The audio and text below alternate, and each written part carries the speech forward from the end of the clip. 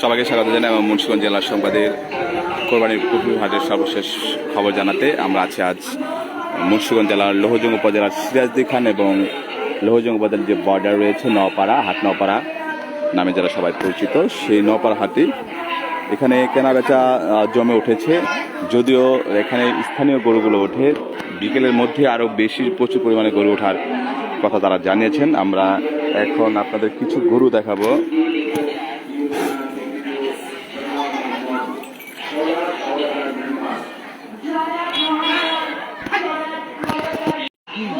বিভিন্ন জাতের বিভিন্ন সাইজের গরু কিন্তু এখানে আছে।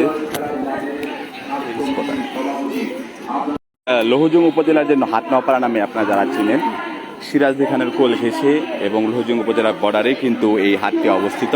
এখানে বিভিন্ন সাইজের বিভিন্ন জাতের ছোট বড় বিভিন্ন আকারের গরু কিন্তু এখানে আপনারা পাবেন। আপনারা দেখতে পাচ্ছেন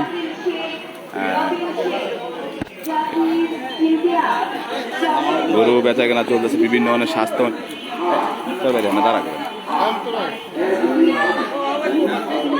দেখতেছেন কত বড় বড় সাইজের গরু এখানে হাট জমে উঠেছে। লোহজং উপজেলার হাট নওপাড়া হাটে অনেক গরু উঠেছে, আরো গরু উঠতেছে। আমরা দেখছি পিক আপ থেকে, ট্রাক থেকে এবং লোকালের যে গরু রয়েছে সেগুলো থেকে রয়েছে। আমি একটু কথা বলবো হচ্ছে হাট কমিটির একজন, আপনার পরিচয় দেবেন আর হাটের শারীরিক ব্যবস্থাপনা কি রাখেন এবং ক্রেতা বিক্রেতাদের জন্য কি কি সুযোগ সুবিধা আপনারা রেখেছেন। আসসালামু আলাইকুম, আমি হাট কমিটির সেক্রেটারি।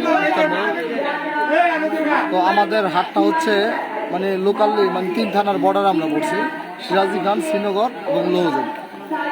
তো আমাদের এই গরুর হাটে মূলত এই লোকাল গরু বলতে এলাকার আশেপাশের গরুগুলো আমাদের হাটে ওঠে এবং আজকে থেকে ওঠা শুরু করছে।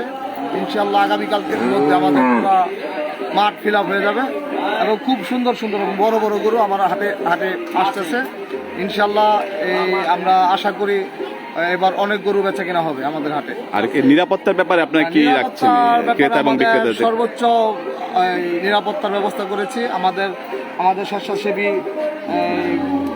স্বেচ্ছাসেবী গ্রুপ আছে, ওদেরকে আমরা এক দায়িত্ব বুঝিয়ে দিয়েছি যে কার কি করতে হবে, ঠিক আছে।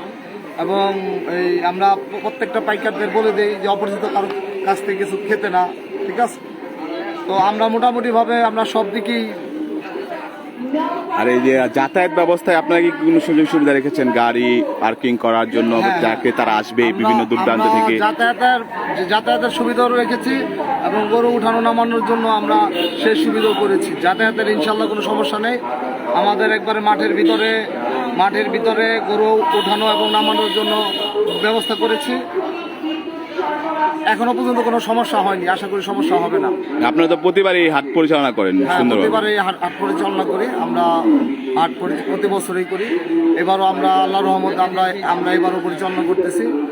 তো আশা করি আপনারা এবার কত টার্গেট রেখেছেন, কত গরু বিক্রি করতে পারবেন আপনাদের হাট থেকে? আমাদের টার্গেট আছে 800 থেকে 1000 গরু বিক্রি করার। আপনাদের হাটে এখানে ক্যাপাসিটি কত, গরু রাখার ক্যাপাসিটি কত? প্রায় 4-5 হাজার গরুর ক্যাপাসিটি আছে। সব গরু কেমন ওঠে আপনাদের হাটে? আমাদের এখানে 2500 থেকে 3000 গরু ওঠে।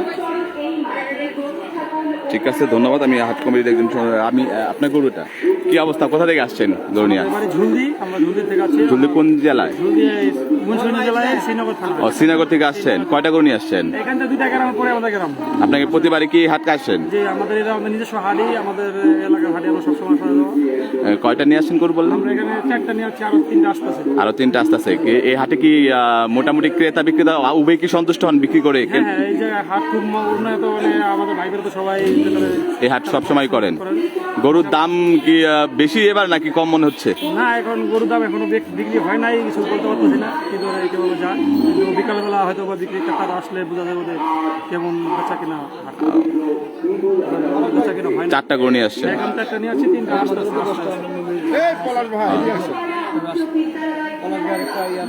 আমরা আরেকটু কথা বলবো হচ্ছে আমাদের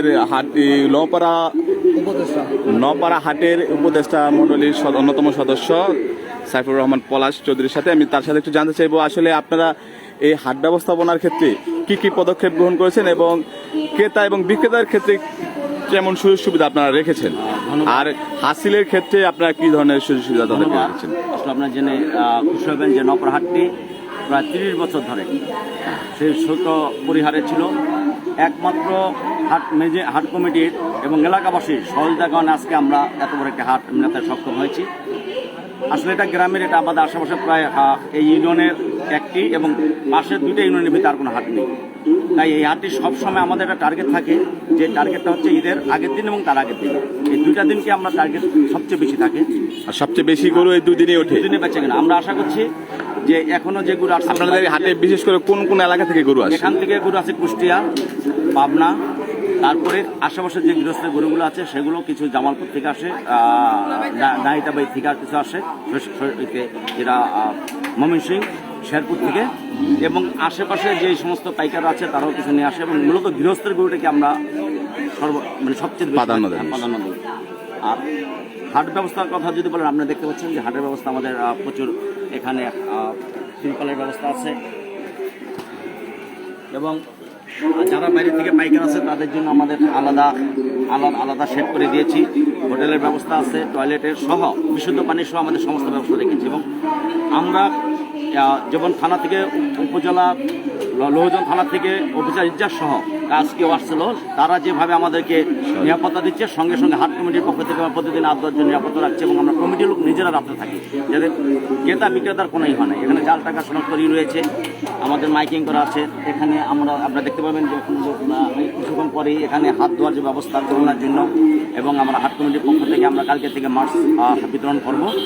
সবকিছু মিলে সুরক্ষার ব্যাপারটা, আপনার করোনা সুরক্ষার ব্যাপারটা অন্যতম ভাবে রাখছেন, এবং সবচেয়ে বেশি হচ্ছে আমরা ক্রেতা এবং বিক্রেতা তাদেরকে সুযোগ সুবিধা দেওয়া। প্রত্যেকটা, এবং আমাদের প্রচুর ভলান্টিয়ার রয়েছে।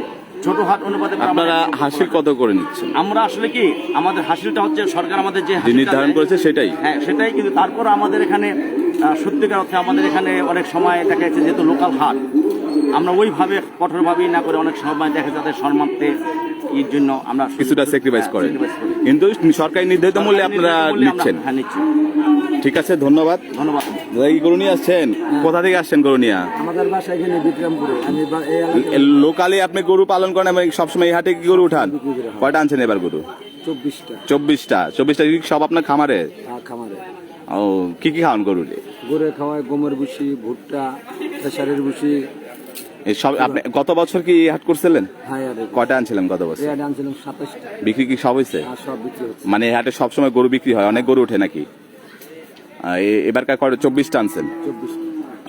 এই গরু, এগুলো না? শুয়ে রয়েছে, এখন আরাম করতে আছে। কালকে বিক্রি করছি 2টা। কালকে 2টা বিক্রি করছেন? কত করে বিক্রি করছেন? বেশি একটা বেশি 1,80,000, একটা বেশি 2 লক্ষ। ক্রেতা সন্তুষ্ট, আপনি সন্তুষ্ট? বাজার নাই তো, বাজার কোনো কাস্টমার নাই। ঠিক আছে, গরু আছে কিন্তু কাস্টমার কম। যেমনটি বলছিলেন, আসলে গরু আসছে হাটে, এখনো অনেক গরু আসতেছে।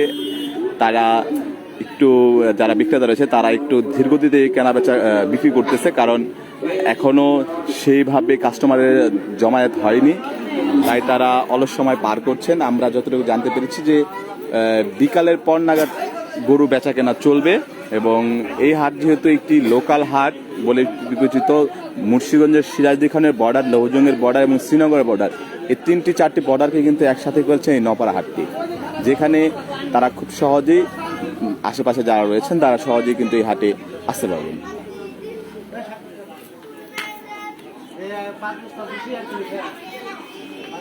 আমাদের ভিডিওটি ভালো লাগলে অবশ্যই লাইক করবেন, শেয়ার করবেন এবং কমেন্ট করবেন। আপনার মূল্যবান মতামতের জন্য আমরা হাটের, লৌহজং উপজেলা যে কটা হাট রয়েছে এবং মুন্সিগঞ্জের যে কটা হাট রয়েছে সেইগুলোর সর্বশেষ আপডেট আমরা আপনাদেরকে জানাবো ইনশাআল্লাহ। থ্যাংক ইউ, ধন্যবাদ।